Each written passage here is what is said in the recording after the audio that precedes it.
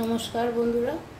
তো আজকের আমি দুধ পটল বানাবো। তো তার জন্য দেখুন কিছু সেরম আমাদের লাগছে না, একটু আদা আর আমি পটলটাকে ছাড়িয়ে নিয়েছি। আর পটলটাকে আমি একটু করে চিড়ে নেব মধ্যখানে, খুব একটা করতে লাগবে না। যে পটলগুলো আমার চেরা হয়ে গেছে, তো আমি এর মধ্যে একটু নুন মাখিয়ে নেব। যতক্ষণ আমি নুন মাখাচ্ছি ততক্ষণ আমার তেল গরম হচ্ছে। তেলও আমার গরম হয়ে গেছে, তো আমি এগুলো ভেজে নেব আগে।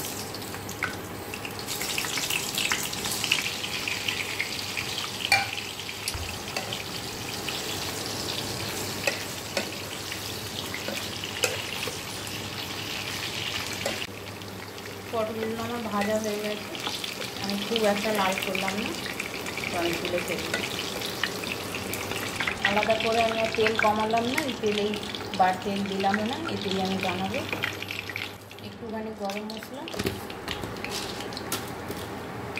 আর এই আদা বাটা,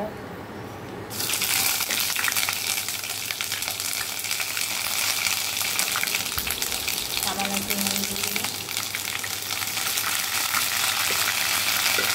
একটু সামান্য জল দিয়ে দিলাম।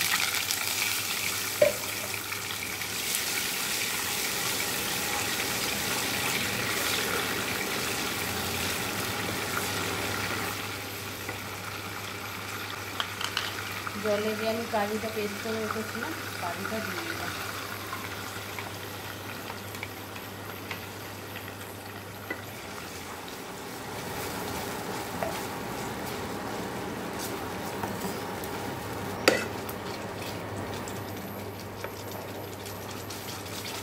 এটাকে আমি ভালো করে একটু কষে নেব।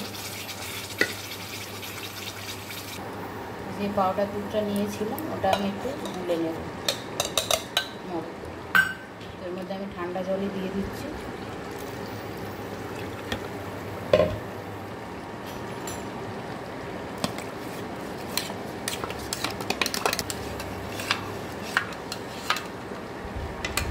আমি এটাকে কষে দুধটা দিয়ে দেবো।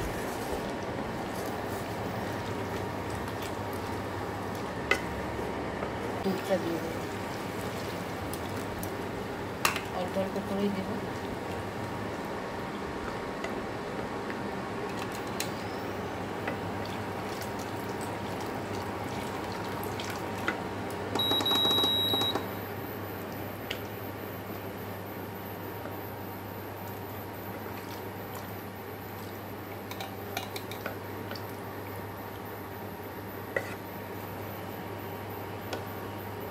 তো আমি এখনও নুন দিইনি, যেহেতু পটলে নুন দেওয়া আছে আর তেল ছিটকায় বলে আদাতে একটুখানি আমি সামান্য নুন দিয়েছিলাম।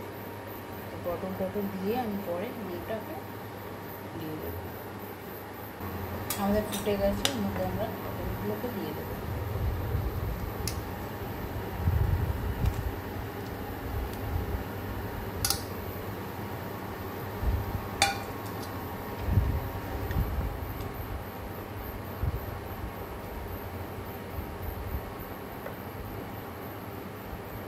এখন ততক্ষণ হোক, 10 মিনিট মতো হবে এটা।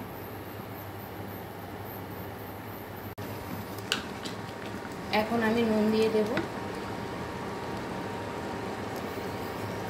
যেহেতু নুনটা পটলে দেওয়াই ছিল, তো সেই বুঝে আপনারা নুন দেবেন।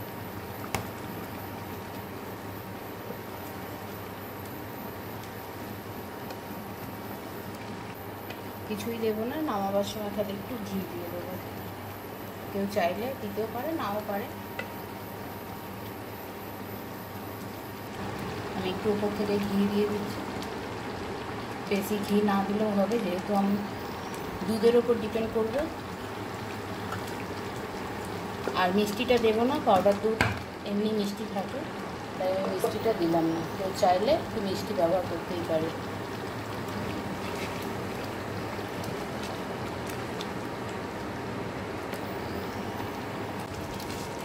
দেখুন এটা আমাদের রেডি হয়ে গেছে। এটাকে আমি এখন নামাবো। এটা আমি নামিয়ে নিয়েছি। এবারে ওপর থেকে দু একটা কেশর আমি ছড়িয়ে দিচ্ছি, দেখতে সুন্দর লাগার জন্য। কারো কাছে থাকলে দিতে পারে, নাও দিতে পারে।